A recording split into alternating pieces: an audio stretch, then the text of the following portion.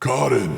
What do you want? There was once a world where I could have been the commander. You mean like a Freaky Friday kind of thing, or? A darker timeline. Why should I care? Fortress Tortoise? Tell me everything! Ladies, gentlemen, and Monsters of all ages, we all love Monster Hunter, don't we? Don't you fucking lie to me, you love it. A mystical, whimsical world within which many monsters of various vocations and locations can be found. Everything from crazy powerful dragons to cute little chicken raptors. But what if the world was a bit less cute and eccentric and a bit more Forest of Screaming Soul Trees? Okay, one step at a time here. The original Monster Hunter game went through a couple of different concepts as far as a style before landing on the final overall feel that we know and love to this day more than 15 years later. It's also important to know that Monster Hunter was initially inspired pretty heavily by the manga Berserk, which is also a heavy inspiration for the Dark Souls series. So, you know, you don't really get a better comparison of how dark Monster Hunter could have been. But from our earliest concept art of the series, it was never quite destined to have that dark of a fate, but more somewhere sort of in the middle. Before we dive too deep in, please leave a like if you like the video. It really helps us out a lot. Subscribe to the notification bell for more of our videos. And if I gave you a goldfish right now, right this second, what would you name it? Monster Hunter could have been a land full of goblins, who did eventually more than likely turn into the Linean tribes that we all know quite well today. A land that also had a Khezu who might have looked like this, instead of this. Sorry, I have to. I don't make the rules, I just follow them. He could have looked like a goddamn xenomorph, though. But honestly, you can see elements of this original design sort of pop up again later in Valhazak, the new world Elder Dragon. But imagine the scaling here. For if the original game had something that looked like this instead of Khezu, who, while creepy, is still quite funny, and some people think that he's sort of cute, if this is what Khezu would have been, what would everything else have looked like? Well, here's Hench Velocidrome, for example, and by Hench, I mean he's essentially Tigrex with thin, sharp claws and what looks to be more razor claws coming out of the back of his tail for some reason. At this point, I'd like to remind you that Velocidrome is the first monster in the series. If he looked like this, how could we have anything cute at all? It would just have to get gnarlier and gnarlier as we went until it got crazy, like Gnarls Barkley. But forget you, Velocidrome, I'll see yo green ass later. I know he's blue, but I'm really proud of that joke anyway.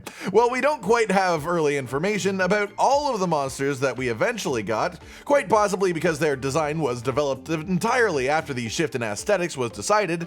Instead, we have quite a bit of concept art of these goblin fellows, and some significantly larger creatures as well.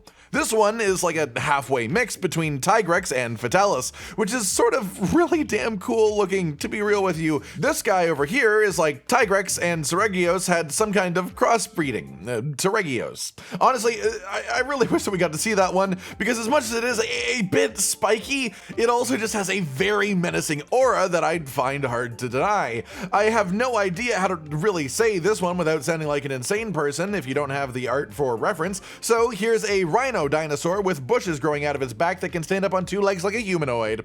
Weird. Crazy. I love it. We've got hardcore raptors wearing skull helmets and spines as an accessory. We've got whatever the fuck this little thick tadpole dude is. I have great fears for what he would do with that tongue just based on how it's emphasized in both of those drawings, but still, in a weird way, he sort of gives me Devil Joe vibes, so now I can't stop imagining every time Devil Joe has killed me, but instead he is a giant, moist, fishy brute wyvern with his tongue wagging out of his face as he bites me, and I don't know how I feel about that. This is the darkest, most terrible timeline. Originally, the concept of Monster Hunter was to make the player feel like an unstoppable force, with the greatsword being a great example of that. This massive hulking slab of steel far too large to reasonably be called a sword, but through the development process they shifted the focus from the player to the world around us instead. Many of the massive mystical creatures stopped existing, and magic, which was initially intended to be part of the the series was removed, instead grounding the game in a bit more realism to our everyday world, which is why we sadly did not get this giant two-headed mummy snake that I am so absolutely devastated about, especially as a blunt weapon main. Like, can you imagine swinging a hunting horn or a hammer at both of those heads, doing the spinning hammer attack in the middle and hitting both heads with every swing? I don't care if it would be easy to fight. I desperately want a two-headed monster just for my personal blunt weapon satisfaction, okay? Of course, there is also the ever-contentious equal dragon weapon. This buddy right here is not canon. However, he exists within an art book as a creature initially designed with the concept of being in Monster Hunter.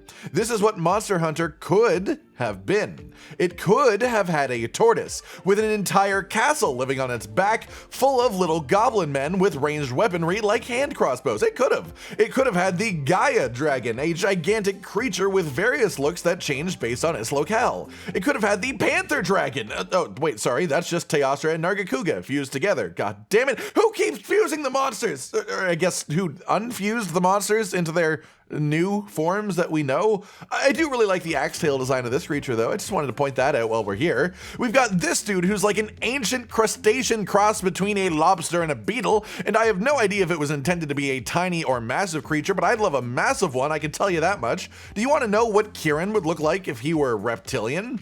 Who am I kidding? Of course you do! There are several small monster-looking herbivore creatures as well, and have you ever wanted to see a large monster Vespoid while we're on the concept? No, not Vespoid Queen, I mean a wasp large monster, so here you go. The thing scares me. I don't want to be anywhere near it, but you know what? It's incredible to see how far Monster Hunter has evolved, even from its initial conception to the first game actually being released that we got to see in the series. The number of changes from the base feel of the game to the style of the monsters, the general size of the monsters, and just the most significant, most crucial shift possible.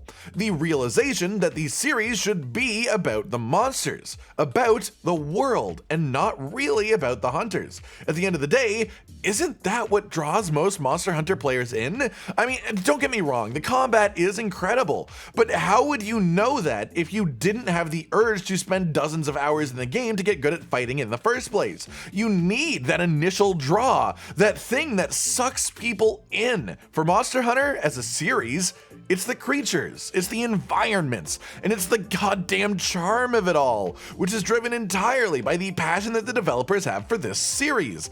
I absolutely adore what Monster Hunter is, and what it has been since the first game released, but it's hard to say that I'm not intrigued by these titillating tales of what could have been. I'll think of you, two-headed mummy snake and fortress tortoise, for many nights to come. Alright everyone, I've been Cotton Dinosaur, and this has been a talk about some early concept art for Monster Hunter that did not wind up being in the games. The dark fantasy world that we could have been hunting within.